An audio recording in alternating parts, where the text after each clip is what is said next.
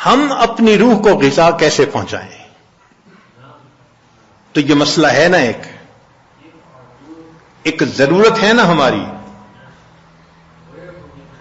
آج کی اس محفل میں وہ چند نکتے سمجھانے ہیں کہ جن سے روح کو غذا ملتی ہے، تاکہ ہم اس کو یاد رکھیں اور کوشش کریں ان اعمال کو زیادہ کرنے کی، روزانہ کرنے کی، تاکہ جسم کے ساتھ روح کو بھی غذا ملتی رہے. تو روح کی غذا اوپر سے آنے والے انوار و تجلیات ہیں. چنانچہ سب سے پہلی چیز جس کی وجہ سے انسان کی روح کو غذا ملتی ہے، قرآن عظیم الشان. قرآن مجید کا سننا یہ انسان کی روح کو غذا پہنچاتا ہے. اور دلیل قرآن عظیم الشان میں سے وَإِذَا قُرِئَ الْقُرْآنُ فَاسْتَمِعُوا لَهُ وَأَنصِتُوا لَعَلَّكُمْ تُرْحَمُونَ. یہ ترحمون کا لفظ سند ہے، سٹیمپ لگ رہی ہے، رحمت برستی ہے. اور وہ رحمت جسم کی غذا نہیں ہے، وہ رحمت دل کی غذا ہے، روح کی غذا ہے. جس قرآن مجید کو سننے سے رحمت برستی ہے، اس کو پڑھنے سے کتنی رحمت برستی ہوگی. یہاں تو کہا نا کہ جب پڑھا جائے تو تم سنو تاکہ رحمت برسے. تو سننے والے پر رحمتیں برس رہی ہیں تو پڑھنے والے پر کیا رحمتیں برستی ہوں. تو اس کا مطلب یہ کہ ہم روزانہ فجر کی نماز پڑھا کریں، تو پھر سورہ یاسین پڑھا کریں، قرآن مجید پڑھا کریں، فوراً اپنی روح کو ناشتہ کروانے کی کوشش کیا کریں. اس لیے ابن تیمیہ رحمۃ اللہ علیہ فجر کے بعد اشراق تک مسجد میں بیٹھے رہتے تھے. لوگ کہتے تھے کیا وجہ ہے، آپ نے ناشتہ نہیں کرنا؟ تو وہ فرماتے تھے کہ تم اپنے جسموں کو ناشتہ کروا رہے ہو، میں بیٹھا اپنی روح کو ناشتہ کروا رہا ہوں. تو اس کا مطلب یہ کہ فجر کے بعد تلاوت کا کرنا، تسبیحات کا کرنا، ذکر کا کرنا، یہ انسان کے لیے باطنی غذا کا ذریعہ بنتا ہے. ہم میں سے کتنے ہوں گے جو اس کی باقاعدگی کرتے ہیں؟ الا ماشاء اللہ، معمولی نہیں. یعنی کھانے پینے کا تو معمول، گھر کا بچہ بھی بتا دے گا اتنے بجے ناشتہ ہوتا ہے، اتنے بجے دوپہر کا کھانا اور اتنے بجے رات کا کھانا. لیکن روحانی غذا کا معمول ہی نہیں. تو معمول بنانا ضروری ہے. جتنے لوگ اولیاء بنے اس دنیا میں، یہ وہ لوگ تھے جو معمولات کرتے تھے باقاعدگی کے ساتھ، تب ان کو وہ نعمت ملی. اتفاقاً نہیں کوئی ولی بن جاتا، اس کے پیچھے محنت ہوتی ہے، تب اللہ کی رحمت متوجہ ہوتی ہے. تو معلوم ہوا کہ ہم تہجد میں اٹھیں، فجر سے پہلے یا فجر کے بعد اس نیت سے یہ اعمال کریں کہ یہ چیز ہمارے لیے روح کی غذا بنے گی.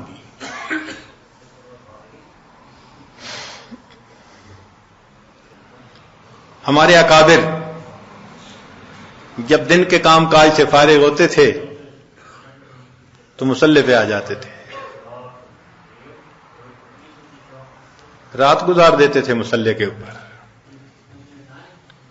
ان کو رات کے اندھیرے کا اس طرح انتظار ہوتا تھا جس طرح دلہا کو دلہن سے ملنے کے لیے رات کا انتظار ہوا کرتا تھا.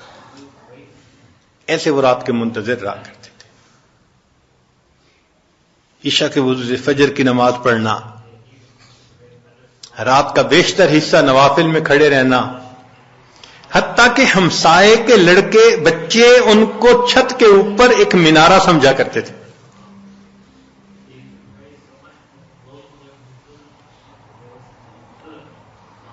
تو اتنا تو وہ اللہ کی یاد کیا کرتے تھے نا، قرآن پڑھا کرتے تھے.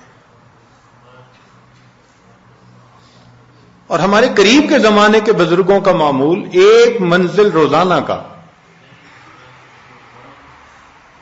اس عاجز کے والد صاحب حافظ نہیں تھے مگر پوری زندگی ایک منزل روزانہ پڑھنا ان کا معمول تھا. ہم نے بچپن سے لے کے اپنے بال سفید ہونے تک اپنے والد کو ہر جمعرات کو ختم قرآن کرتے دیکھا ہے. ہر جمعرات کو ان کا ختم ہوتا تھا. ناظرہ پڑھتے تھے تو معمول تھے ان کے. ہم بھی سوچیں اس کے اوپر کہ ہمارا بھی کوئی دن قرآن مجید کی تلاوت کے بغیر نہ گزرے. زیادہ نہیں کر سکتے تو چلو تھوڑا صحیح مگر کریں تو صحیح نا. یہ تو نہیں کہ کئی دن گزر جاتے ہیں قرآن مجید کئی گھروں میں کھولنے والا ایک بھی نہیں ہوتا. اخبار روز پڑھا جاتا ہے, ٹی وی روز دیکھا جاتا ہے, اور انٹرنیٹ کی مصیبت تو 24 گھنٹے کھلی رہتی ہے. اگر نہیں کھلتا اللہ کا قرآن تو اپنی روح کو غذا پہنچانے کے لیے ہمیں قرآن مجید کی تلاوت کا معمول روزانہ لازماً پورا کرنا چاہیے. بس یہ نیت کریں کہ ناشتہ چھوٹتا ہے تو چھوٹ جائے, قرآن مجید کا معمول نہ چھوٹے ہمارا, اس پابندی کے ساتھ. اچھا صبح نہیں پڑھ سکے تو شام پڑھ لیں. نبی علیہ الصلوۃ والسلام کی تو ماشاءاللہ سنت ہی یہی ہے. کچھ صورتیں ہیں جو صبح پڑھنا مسنون ہے, کچھ ظہر کے بعد, کچھ مغرب کے بعد, کچھ عشاء کے بعد سونے سے پہلے. حدیث پاک میں آتا ہے نبی علیہ السلام سونے سے پہلے سورہ ملک پڑھا کرتے تھے. یہ کیا چیز تھی؟ جیسے آپ کچھ دیر کے بعد نا کینڈی کھا رہے ہوتے ہیں, بسکٹ کھا رہے ہوتے ہیں, فلاں چیز کھا, یہ اسی طرح ہے کہ معمول ساتھ ساتھ چلتا رہتا ہے, روح کو غذا ملتی رہتی ہے. تو جتنی مسنون صورتیں ہیں یاد کریں اور ان کو دن کے مختلف اوقات میں پڑھنے کی عادت بنا لیں, از خود غذا ملتی جائے گی.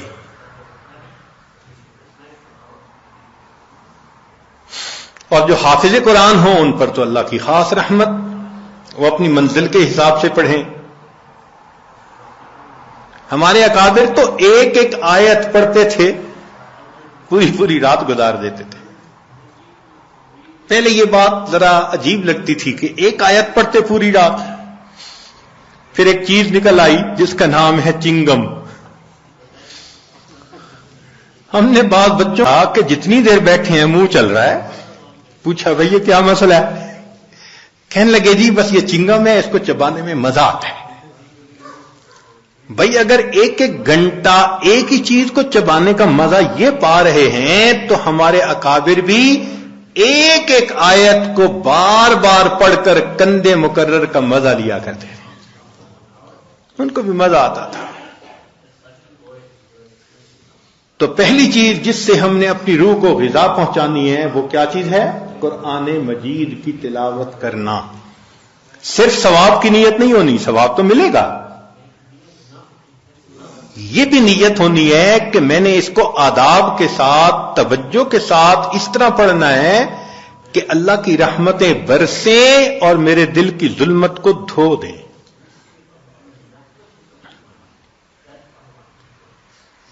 دوسری چیز کہ انسان کے اوپر اللہ کی رحمت برستی ہے, اس کو کہتے ہیں استغفار. استغفر اللہ ربی من کل ذنب واتوب الیہ. قرآن مجید میں اللہ رب العزت نے حکم فرمایا واستغفر اللہ, استغفار کرو. ہمارے اکابر یہ معمول بتاتے ہیں روزانہ, استغفر اللہ ربی من کل ذنب واتوب الیہ. اس کو دن میں کم از کم 100 مرتبہ صبح, 100 مرتبہ شام. زیادہ وقت ہو تو 200 مرتبہ بھی پڑھ سکتے ہیں. مگر جب پڑھ رہے ہوں تو ذرا اپنے گناہوں پر ندامت بھی دل میں محسوس کریں. یہ نہ ہو کہ زبان پہ استغفار چل رہا ہے اور دن میں گناہوں کے خیال چل رہے ہیں. رابعہ بصریہ رحمت فرماتی تھیں استغفارنا یحتاج الی استغفار، کہ ہم ایسا استغفار کرتے ہیں کہ اس کے اوپر ہمیں استغفار کرنے کی ضرورت ہے.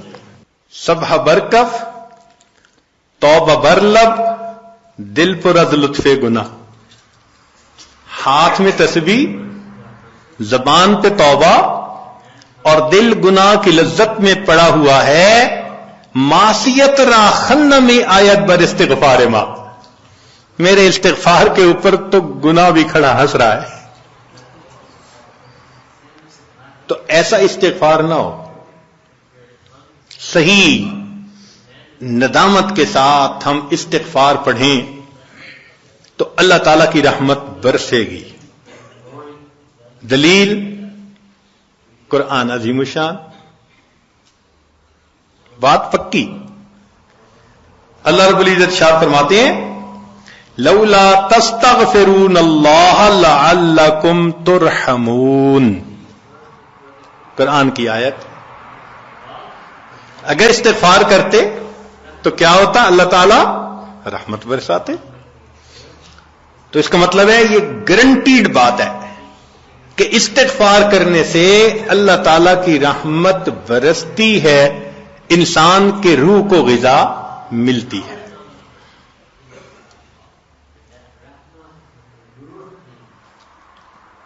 پھر تیسری چیز جس سے کہ اللہ تعالی کی طرف سے رحمت اترتی ہے، درود شریف کا پڑھنا. حدیث مبارکہ میں آتا ہے جو شخص ایک دفعہ درود شریف پڑھتا ہے اللہ تعالیٰ 10 رحمتیں اتارتے ہیں. تو 10 رحمتوں کا اترنا اس بات کی دلیل کہ روح کو غذا ملتی ہے، نور اترتا ہے انسان کے اوپر. ہمارے مشائخ نے فرمایا کہ 100 مرتبہ صبح اور 100 مرتبہ شام، کم از کم اتنا تو درود شریف ضروری پڑھ لیں.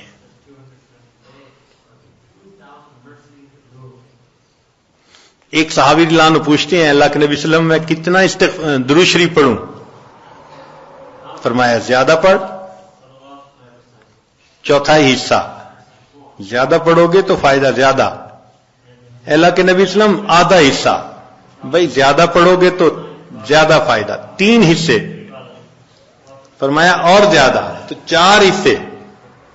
جب انہوں نے کہا کہ میں پورا وقت درود شریف پڑھنے میں لگا دوں گا، نبی اسلام نے فرمایا اذن یغفر لک ذنبک، تیرے گناہوں کو بخش دیا جائے گا اور تیرے غموں کو تیرے سر سے اتار دیا جائے گا.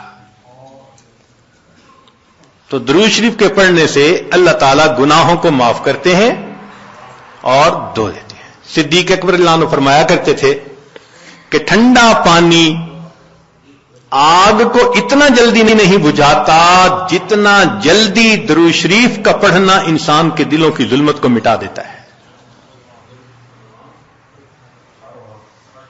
سیدنا علی رضی اللہ عنہ فرمایا کرتے تھے کہ اگر اللہ تعالیٰ اور اس کے رسول صلی اللہ علیہ وسلم نے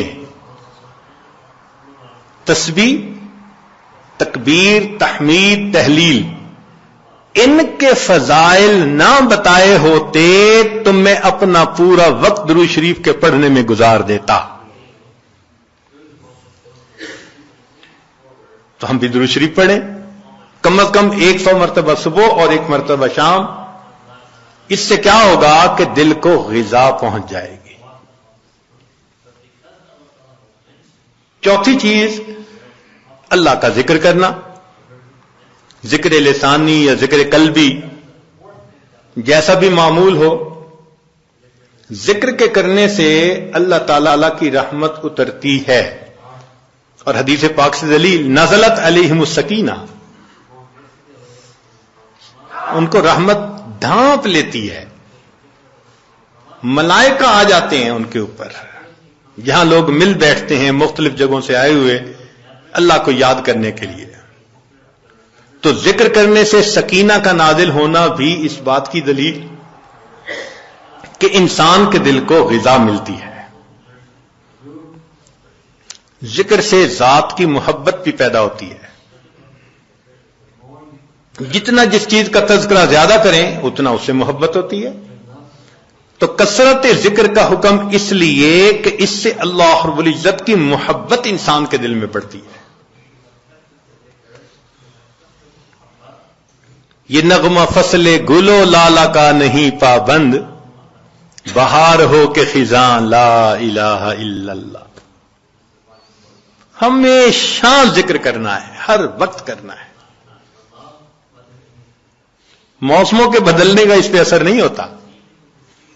اس لیے ہمارے اکابر صبح شام کا کچھ وقت تھا جس میں تنہائی میں بیٹھ کے اللہ کا ذکر کثرت کے ساتھ کیا کرتے تھے.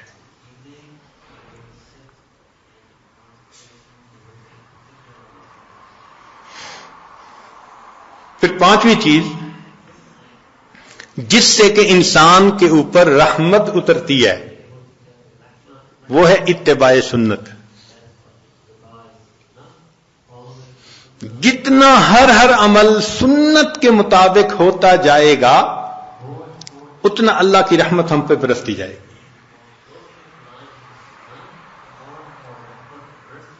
جتنا ہر عمل سنت کے مطابق. اس لیے ہمارے سلسلہ بندیہ میں بیعت ہونے کے بعد پہلا کام یہی بتاتے ہیں، ہر کام کو سنت کے مطابق کرنا ہے. سر کے بالوں سے لے کے پاؤں کے ناخنوں تک اپنے آپ کو سنت کے مطابق ڈھالنا ہے. کیوں؟ ایک تو اجر ہے، ایک قرب ہے، اللہ کی محبوبیت ملتی ہے، اور تیسرا یہ چیز انسان کے روح کی غذا بھی ہے. دلیل قرآن عظیم الشان میں سے ارشاد فرمایا اطیعوا اللہ والرسول لعلکم ترحمون. اللہ اور اس کے رسول کی اطاعت کرو تو کیا ہوگا؟ تمہارے اوپر رحمت برسے گی. تو اتباع سنت سے بھی انسان پر رحمت برستی ہے.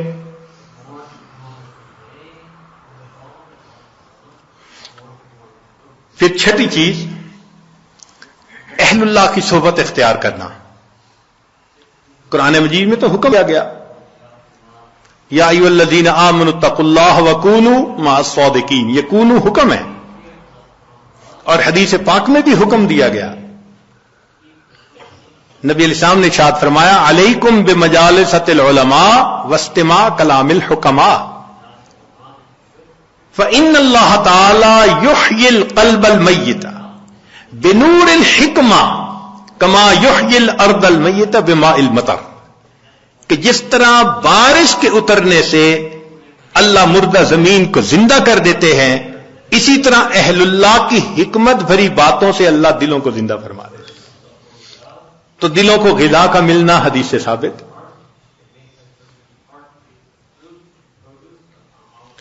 اس لیے تو فرمایا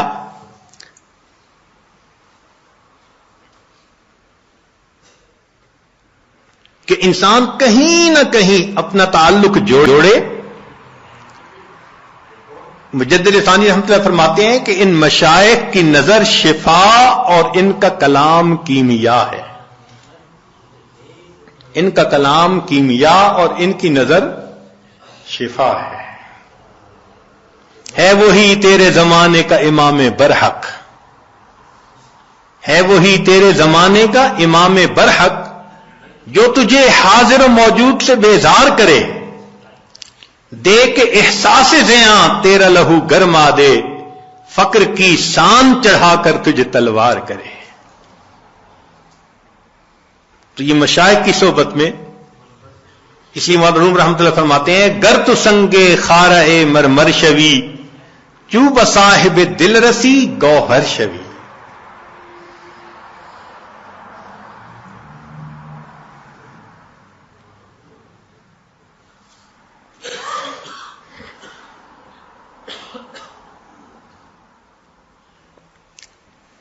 چنانچہ علماء نے لکھا ہے کہ ایسے مشائخ جن کو دیکھ کے اللہ یاد آئے ان کی صفت ہوتی ہے رویتہ شفا و موعظتہ دوا. ان کی رویت شفا ہوتی ہے اور ان کی بات انسان کے لیے دوا ہوتی ہے. بلکہ فرمایا ينتفع برؤيته قبل روايته. یہ ایسے لوگ ہوتے ہیں ان کی روایت سے پہلے رویت سے ہی فائدہ ہو جاتا ہے بندے کو.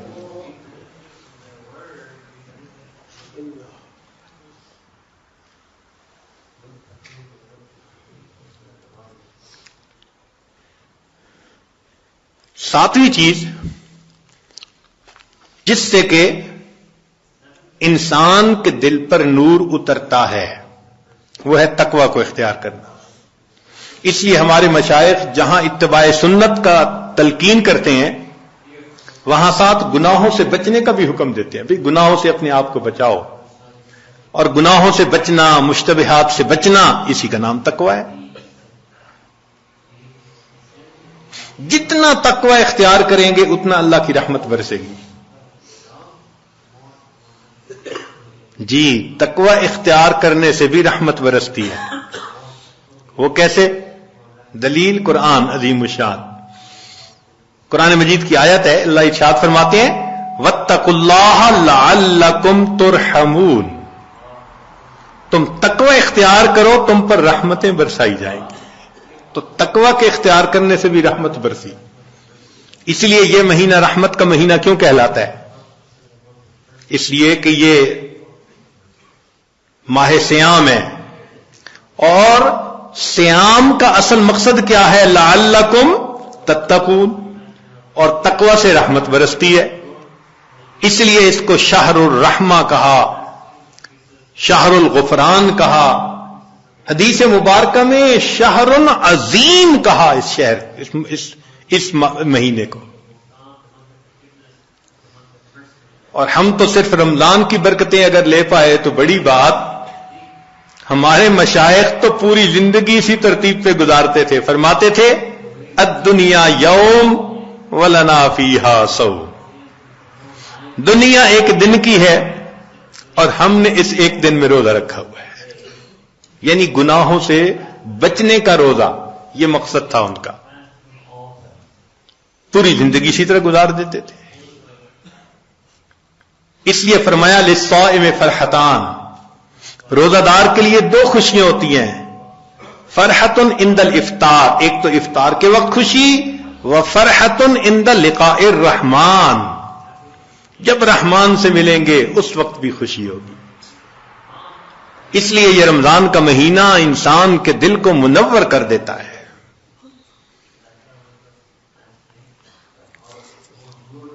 ظاہر میں تو نظر آتا ہے کہ جی بھوکا رہنا پڑے گا، مگر کہاں بھوکا رہنا پڑتا ہے؟ اگر اوور آل دیکھیں تو رمضان میں انسان زیادہ کھاتا ہے، اور جتنی نعمتیں رمضان میں ملتی ہیں باقی مہینے میں تو ملتی ہی نہیں ہے.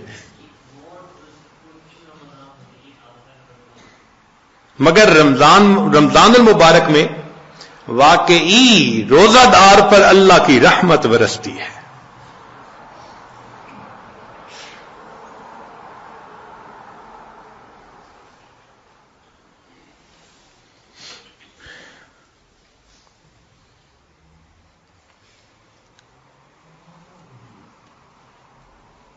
پھر نویں چیز کہ انسان اللہ رب العزت سے دعا بھی مانگے. یہ اعمال بھی کرے اور ان اعمال کو کر کے اللہ تعالی سے دعا بھی مانگے. اے اللہ میرے دل کو منور فرما دیجئے، میرے دل کو غذا پہنچا دیجئے، میری روح کو منور کر دیجئے. اور یہ چیز حدیث پاک سے ثابت ہے.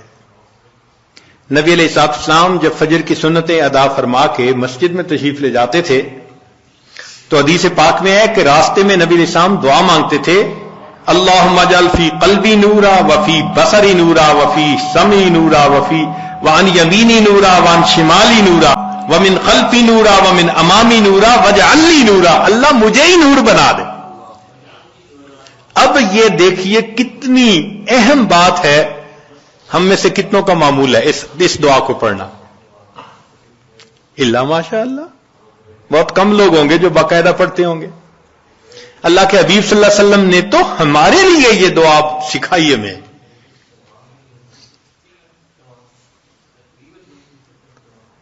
دنوں پہ دن گزر جاتے ہیں، مہینوں پہ مہینے، یہ دعا مانگی نہیں ہوتی. اللہ کے حبیب صلی اللہ علیہ وسلم دعا مانگ رہے ہیں اللہم اجعلنی، اللہ مجھے ہی نور بنا دے۔ آج وقت ہے اس نور کو حاصل کرنے کا۔ اگر دنیا میں اس نور کو حاصل نہ کیا تو پھر قیامت کے دن پریشانی ہوگی۔ اس لیے جو نیک کام کرتا ہے، شریعت و سنت کی اتباع کرتا ہے، اللہ تعالیٰ کا قرب حاصل کرتا ہے تقوی کے ذریعے، تو فرمایا افمن کان میتن فاحییناہ، اور وہ جو مردہ تھا اس کو ہم نے زندہ کیا، وجعلنا لہ نور، اور اس کو ہم نے نور عطا کیا، یمشی بہ فی الناس، اس نور کو لے کے وہ انسانوں میں چلتا ہے اور دین کی دعوت کا کام کرتا ہے۔ تو اس نور کو دل میں لینا یہ انتہائی ضروری ہے ہمارے لیے، اور اس نور کو لینے کی جگہ فقط یہ دنیا ہے، اس کے بعد یہ نور نہیں مل سکے گا۔ اس کی مثال یوں سمجھ لیجئے، انسان کے بدن کے بننے کی جگہ ماں کا پیٹ۔ اگر بچہ اس طرح سے پیدا ہو کہ دونوں آنکھیں نہ بن سکیں تو دنیا کا کوئی ڈاکٹر دنیا میں آنکھیں نہیں بنا سکتا اس کی۔ کئی بچوں کی انگلیاں، ان کی گروتھ پوری نہیں ہوتی تو دنیا میں آ کے پوری نہیں ہو سکتی، کیونکہ ماں کا پیٹ اس کی گروتھ کی جگہ ہے۔ اگر پوری ہو گئی تو بہت اچھا، اگر نہیں تو پھر وہ کمی رہے گی۔ یہی حال انسان کی روح کے معاملے کا، کہ روح کے بننے کی جگہ یہ زمین و آسمان کا پیٹ ہے۔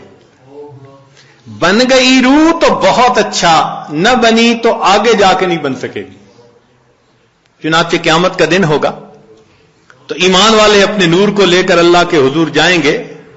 یوم تری المؤمنین والمؤمنات یسعی نورہم بین ایدیہم وبایمانہم، ایمان والوں کا نور دائیں اور بائیں ان کے سامنے۔ جنہوں نے محنت کی ہوگی، 1000 واٹ کا بلب جیسے جلا ہوتا ہے ایسے ان کا نور ہوگا، اور نور چونکہ پھیلتا ہے تو اس لیے ارد گرد منافق بھی ہوں گے۔ اوپر سے تو بڑے نیک بنتے تھے اور اندر سے غفلت کی زندگی، دورنگی کی زندگی۔ وہ پھر کہیں گے انظرونا نقتبس من نورکم، ذرا ہماری طرف بھی توجہ کیجئے، ہم آپ کے نور سے فائدہ اٹھائیں۔ تو ان کو وہاں کیا کہا جائے گا؟ قیل ارجعوا وراءکم فالتمسوا نورا، جاؤ دنیا میں، یہ نور تو دنیا سے ملا کرتا تھا۔ تو نور ملنے کی جگہ تو یہ دنیا ہے۔ یہ ہماری خوش نصیبی ہے کہ ہم ابھی زندہ ہیں۔ اپنے دلوں کو منور کرنا چاہیں تو ہم دلوں کو منور کر سکتے ہیں۔ جیسے نبی علیہ السلام نے اپنی ایک صحابی کے بارے میں فرمایا، اس کا سینہ تو گلے تک نور سے بھرا ہوا ہے، نور ایمان سے، الا مشاشہ، فرمایا گلے تک اس کا سینہ نور ایمان سے بھرا ہوا ہے۔ ایسے نور ہمارے اندر آ جائے نا تو وہ تو ہم اسی دنیا میں ہی حاصل کر سکتے ہیں۔ اور اگر اس دنیا میں غفلت کی زندگی گزاری، گناہوں کی زندگی گزاری، تو رب کریم فرماتے ہیں وَمَن لَّمْ يَجْعَلِ اللَّهُ لَهُ نُورًا فَمَا لَهُ مِن نُور، پھر اس کے لیے نور نہیں ہوگا۔ www.darsequran.com۔ تو ہم یہاں پر اعتکاف کے لیے جو حاضر ہوئے تو بدن کو غذا پہنچانے کے لیے نہیں، بدن کو غذا تو انسان کو ہمیشہ اپنے دیش میں، اپنے گھر میں بہتر پہنچ جاتی ہے۔ یہاں حاضر ہوئے ہیں اپنی روح کو غذا پہنچانے کے لیے۔ تو آج اس عنوان کو اس لیے ذرا کھولا کہ ہمیں یہاں اعتکاف میں بیٹھنے کا مقصد واضح ہو جائے کہ ہم نے کچھ اعمال کرنے ہیں، پھر اللہ سے مانگنا ہے، اور اس اعتکاف کے دوران اپنے دل کے نور کی اس کمی کو ہم نے پورا کرنا ہے۔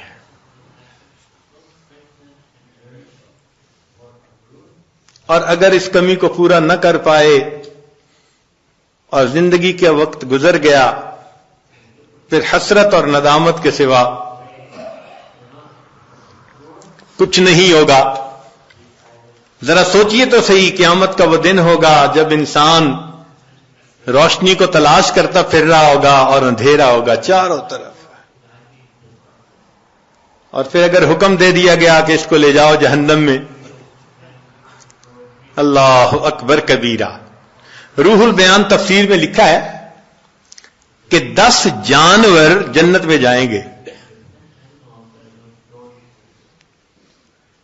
ایک بقرہ گائے جائے گی جس کو ذبح کرنے کا موسیٰ علیہ السلام کو حکم ہوا تھا.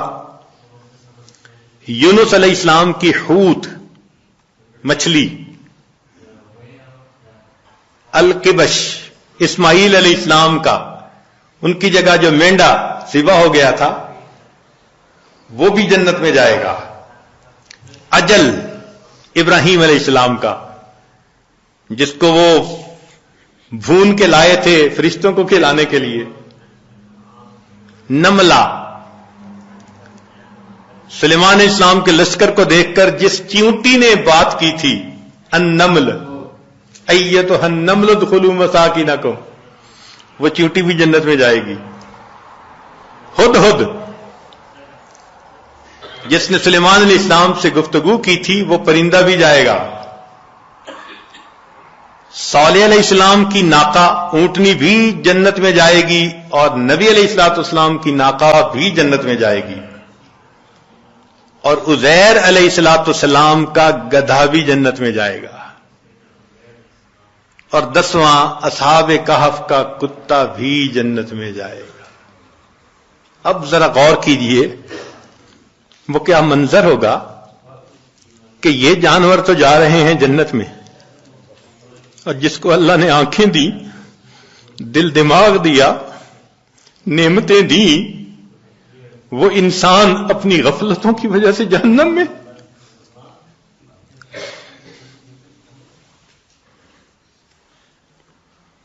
اگر اس وقت گدھے نے یہ کہہ دیا، اے انسان تو مجھے بے وقوف سمجھتا تھا نا، گالی بھی دینی ہوتی تھی کسی کو بے وقوفی کی تو گدھا کہتا تھا، آج وہ بے وقوف تو جا رہا ہے جنت میں، تو کہاں کا عقل مند نکل آیا کہ تو جہنم میں.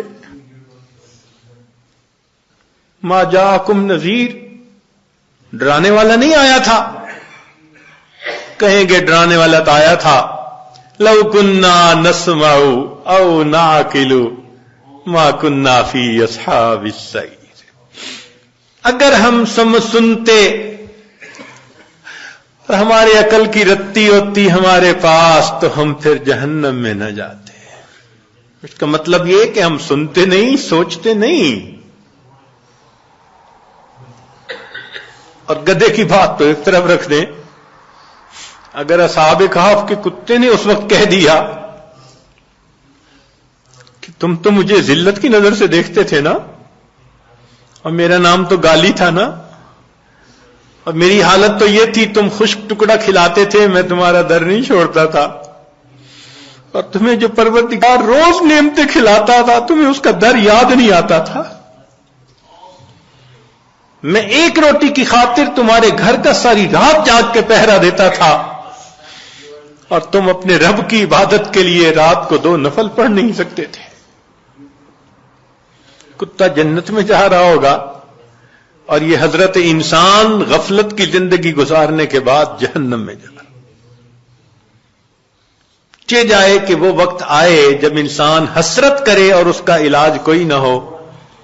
ہمیں چاہیے کہ آج ہم اس کی حقیقت کو سمجھیں، اور جس طرح روح کو اپنے جسم کو غذا پہنچانے کے لیے فکر مند ہیں، ہم اپنی روح کو بھی غذا پہنچانے کے لیے فکر مند ہو جائیں.